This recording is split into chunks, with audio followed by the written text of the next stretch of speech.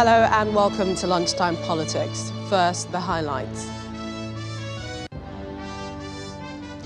It's more knocks for the redesigned Naira note policy as Inter-Party Advisory Council says policy is ill-timed. All Progressives Congress in Kaduna State promises inclusive governance that will accommodate all ethnic groups in the state. Plus, political parties trade words in Ebonyi over fresh violence and killing of politicians. Stakeholders call on Inspector General of Police to intervene.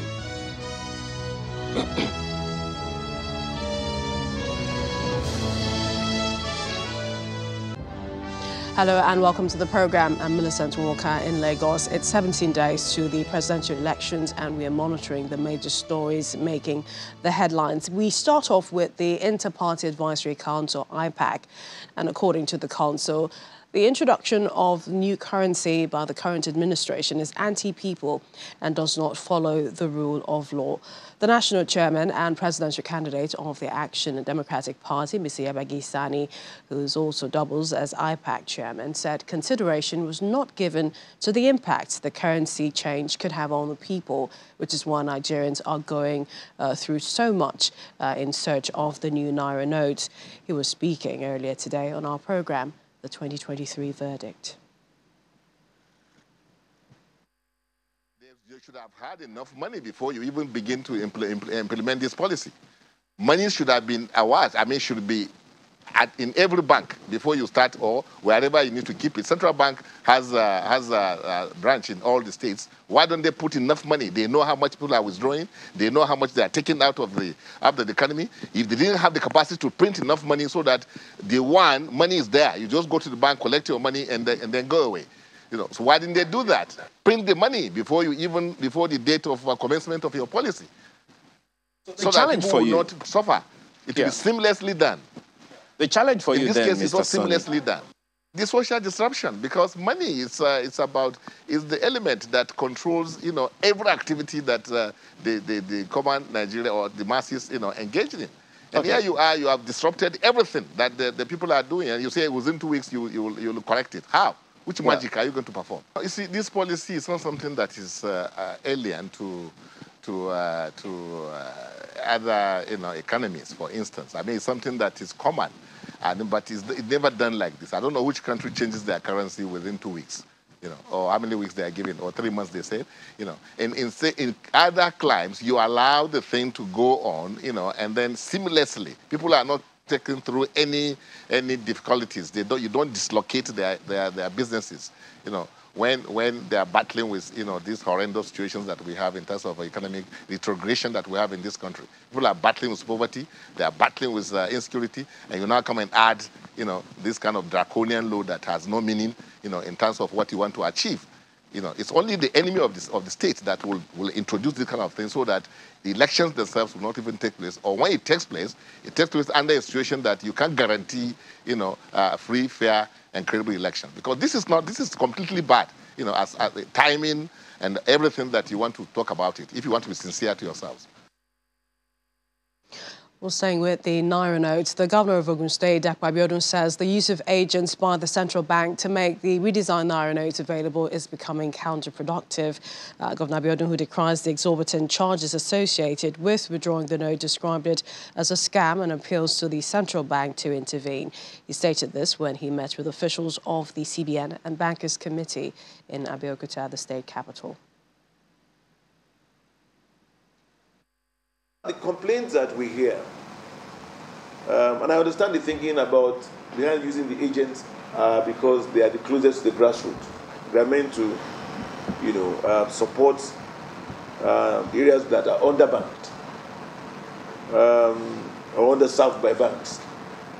But what we've heard by feedback is that these agents have now begun to scam our people, where they charge almost between 20 to 30% of how much is being withdrawn. So you want to cash 5,000, they charge you 1,000 naira. You know, to the point where people are beginning to worry whether this is an arrangement between money deposit banks and agents, where, in fact, someone was telling me that agents are even asking people to bring old notes they give you a premium for your old notes. Then the new notes, of course, you pay through your nose for old notes. This is definitely not thinking of, and can't be thinking of central bank. So we may need to look at this. How successful is this agency banking? And I'm glad that we've also considered introducing microfinance banks as the fourth tier of distribution of this supply of notes.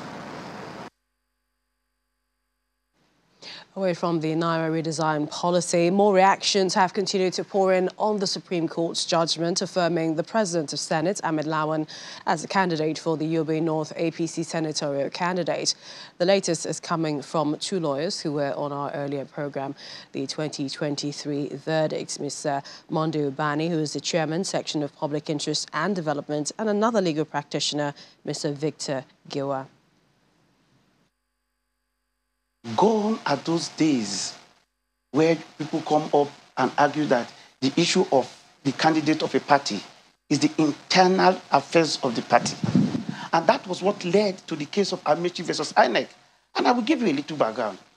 The then political party, PDP, wanted Omeya to be the candidate. And they were having issues with Amechi. And even when Amechi emerged as the valid candidate from that primaries, they substituted him with Omeya. And that was why the Supreme Court was angry and said, okay, when I ask you to go back, two of them will not contest. I will now declare the person who won the election, talking about substantive justice. Now, who won the primary? Who won the primary? Yeah. So the point you are making is that one would have gone with that position if we were operating under the Electoral Act 2010. The narrative have changed. Section 29, subsection 1 of the Electoral Act says that a political party shall, within 180 days to the date of election, present to the commission as in a prescribed form.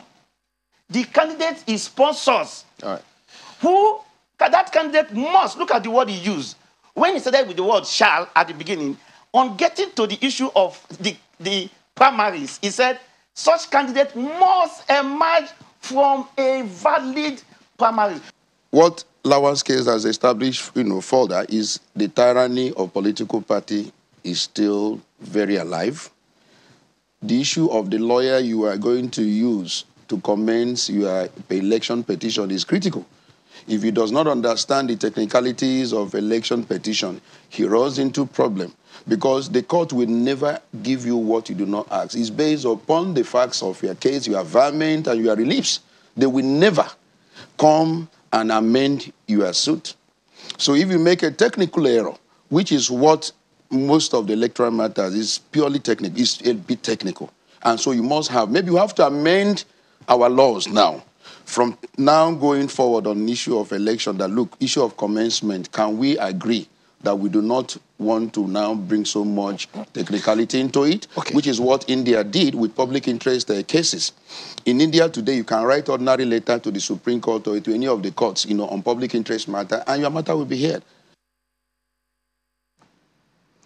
Some political parties in Ebonyi State are singing discordant tunes as violent attacks on persons across the divided Warrisum state. The latest being an attack on the governorship candidate of the All Progressives Grand Alliance, APGA, in the state.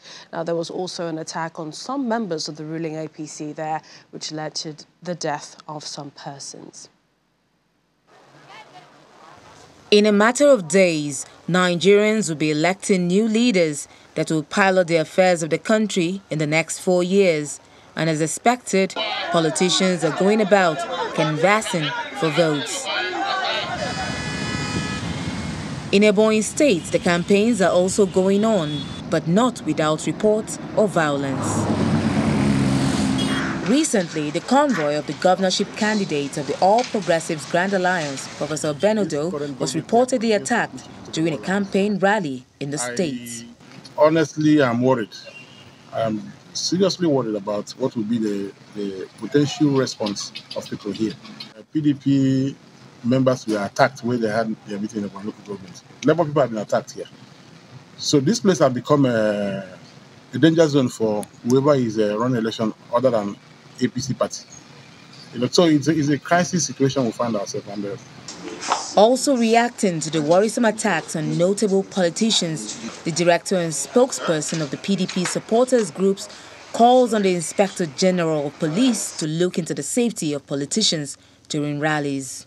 It is no doubt that the Ebonyi State government, under supervision of Engineer Dave Umahi, the outgoing governor of Ebonyi State, and his Goldstone stooge, which he is imposing on the state as a successor, are recklessly using several guise, including state forces, to resist, frustrate, and disrupt political campaigns of opposition parties, including but not limited to using violent attacks and all forms of manipulative political and security gimmicks. This is highly worrisome, as it's nothing but an invitation to anarchy, bloodbath, and breakdown of law and order if nothing is done urgently. For the Ebonyi State Commissioner for Information and Orientation, Uchenna Oji, the alleged involvement of the state government or Ebubeago, the state wing of the Southeast Security Outfit, in any of the infractions is totally false. I want to say categorically that we are not surprised at the allegation made by APGA that the leadership of APGA or the governorship candidate was attacked. We're not surprised because that is their stock in trade. Let's challenge them to give us evidence of any Ebubeago person attacking any person, let alone the convoy of the governorship candidate of APGA. The general election will commence in a matter of days, but with the current political situation in Ebonyi State, there are fears that the exercise may be threatened by violence if the current tension is not put under control. Let's talk more on voter safety and election violence. Joining me is Mr. James Ugochukwu. He's the co-convener at Nigeria Civil Society Room. He joins me from Abuja. Thanks for joining me on the program. Why do you think we keep recording political party violence or violence before, and like we've seen in the past, during and after elections?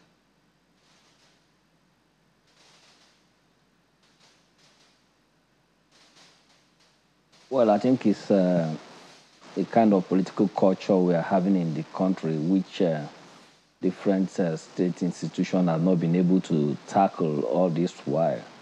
The Electoral Act is very clear in Section 92, Section 96 and 97 on how election campaign should be carried out. But we seem to have a law that is not being obeyed by the people that enacted it. And we have a case of institution that is being weakened by people in the political class, which is why we are seeing all these things that is going on here. But it still behoves on the citizens to keep holding their leaders accountable, to keep on calling on the institution and keep on working towards strengthening this institution. And talking about political violence and all that, is seriously possible for it to be curbed by the citizens, because it's the citizens that gets engaged in this political violence. So the citizens can resist being used by the politicians. I don't think the politicians have any option. They won't come out to do this, carry out this violence by themselves. Most of them cannot even afford to bring out their children or their family members to be part of this violence. Mr. Ugochukwu, in terms of INEC's approach now to security at the polling units, what should that be? What do you think INEC's approach to security at polling units should be?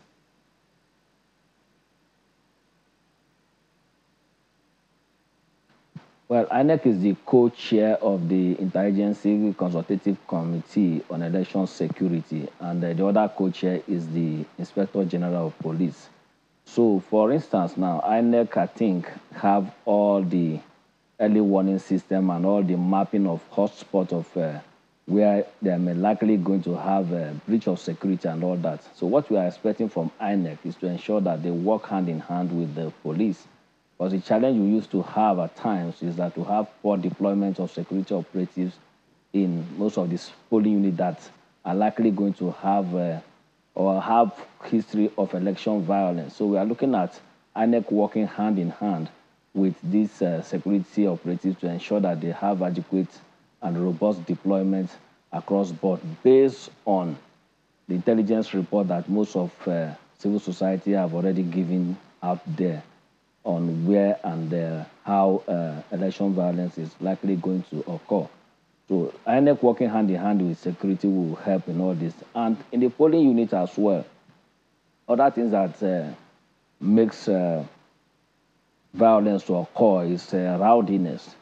So the polling officials and the security being deployed to different polling units to ensure that they maintain orderliness.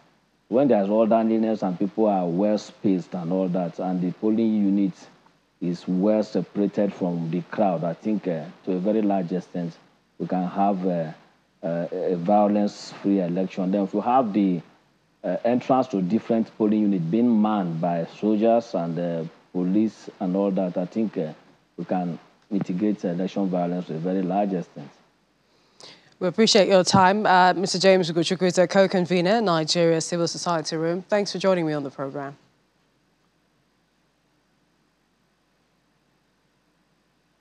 Thank you.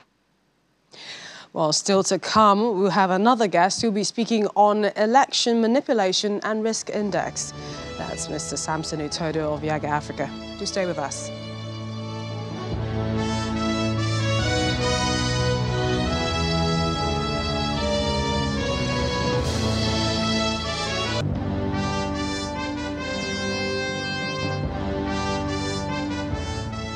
Welcome back. Ahead of the general elections, the governorship candidate of the All Progressives Congress in Kaduna State, Senator Uba Sani, has promised to run an inclusive government devoid of any discrimination if elected into office.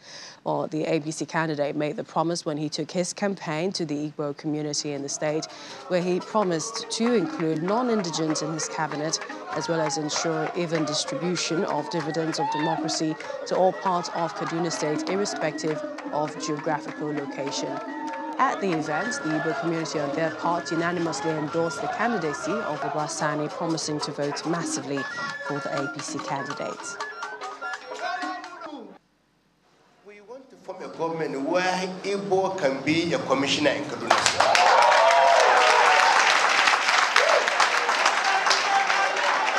Because with their population, with their unity, I believe you deserve to be part of our government. We want someone in our executive council meeting that will be communicating to us what is the position. And the only way we can do that is for you to come out. You have no home other than Kaduna, let me assure you. Most of you here are my friends. We've been together for 3 decades. I am not sure if you go to some state, Ibonyi, Anambra, I'm not sure if you're familiar with those states like you're familiar with Kaduna. Let's be frank. That is a fact. Why should I look at you and say I'm from Ibonyi State? I believe you're from Kaduna State. And you deserve to have everything in Kaduna State. Your children should go to school here in Kaduna State, benefit from everything, including our scholarships. But the only way to do that is to participate in politics. You must always take your destiny into your hands by voting the right people.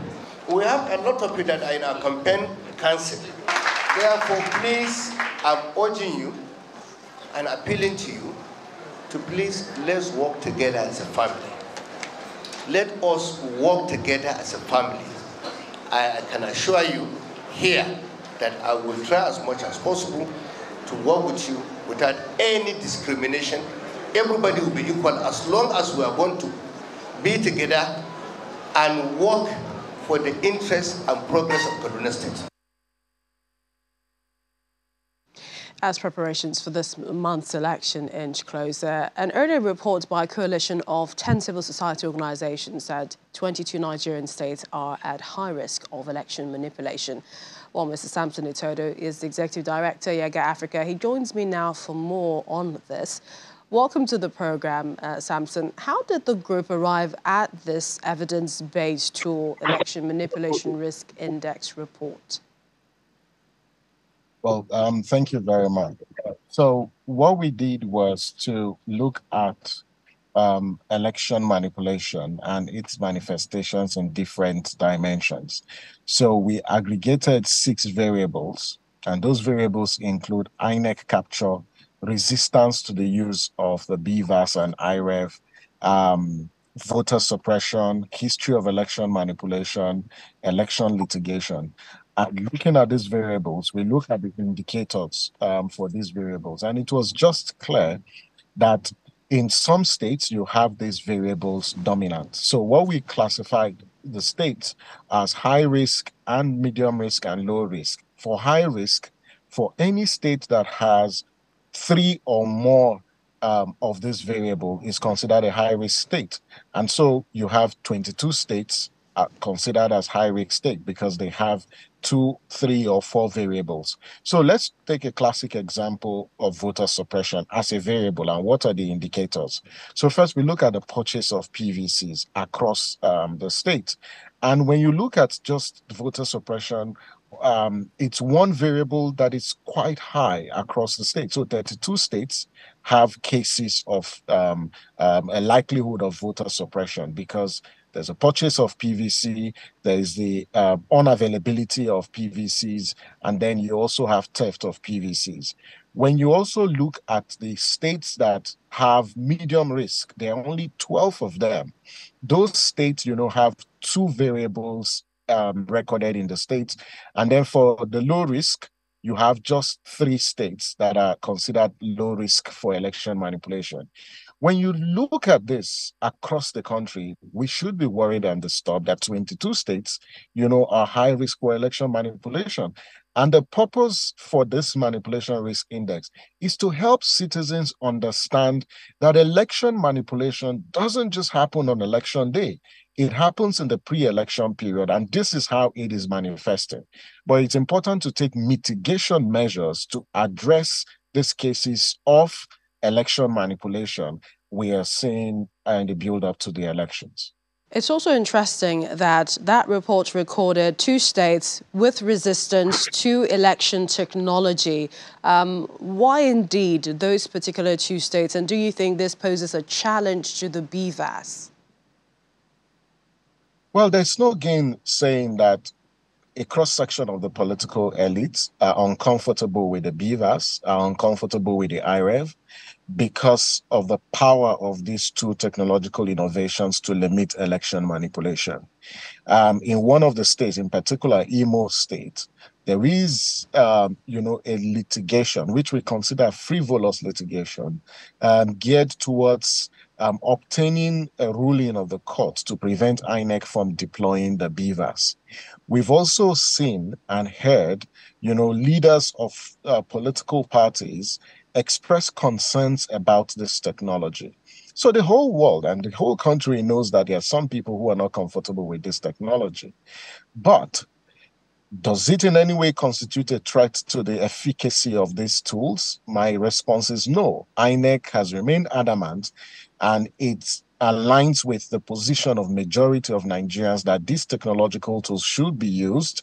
The law already provides legality and legal covering for these tools. So I don't think that, it's going to lead or achieve any desired result. However, it calls for vigilance that we as a people and stakeholders need to keep an eye, on how these tools will work ahead of the elections. But INEC also needs an oversight mechanism that ensures that there is no internal sabotage within the Electoral Commission to hamper, these tools that are used to enhance the integrity of the process. Well, I'd like to appreciate your time on the program. Mr. Samson Itodo is the Executive Director at YAGA Africa. Many thanks again. Thanks. What's that? Well, we'll move on to some stories across the states. More political stories this time. The governor of Ondo State, Rotimi Akeredolu, is calling on people of the state not to allow the struggle for Southern presidency to fail. He said that since the North had produced the president for 8 years, it was the turn of the South to occupy the presidency.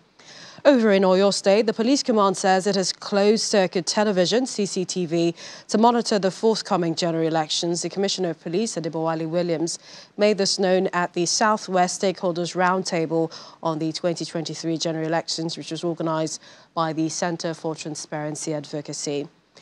Meanwhile, the Inter-Party Advisory Council has given INEC in Cross River State a 24-hour ultimatum to allow political parties inspect the bimodal voter accreditation system machines. The umbrella group of 18 registered political parties have warned that elections will not hold in the state if they were not allowed to inspect the BVAS machines. For the Labour Party, it said it is mobilising to ensure that there is no voter apathy in the southeast. The party said it's making special interventions, not only in making sure the registered voters in the region get their PVCs ahead of the polls, but also to boost voter interest because of the strategic nature of the 2023 general election.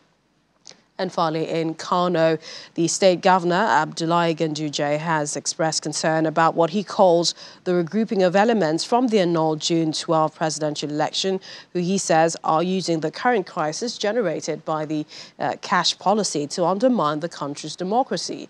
He claims that the individuals are disguising as unknown political parties and working with the main opposition party, the PDP, to impose unfeasible cash policy that is affecting the masses. The governor's comments come in reaction to the interim injunction issued by a federal high court, Abuja, which stopped the central bank from extending the 10-day deadline set for the currency swap. Well, I hope you've enjoyed political stories served at lunchtime. Don't forget, you can join the conversation on our social media platforms showing on your screen. And Walker, thank you for watching.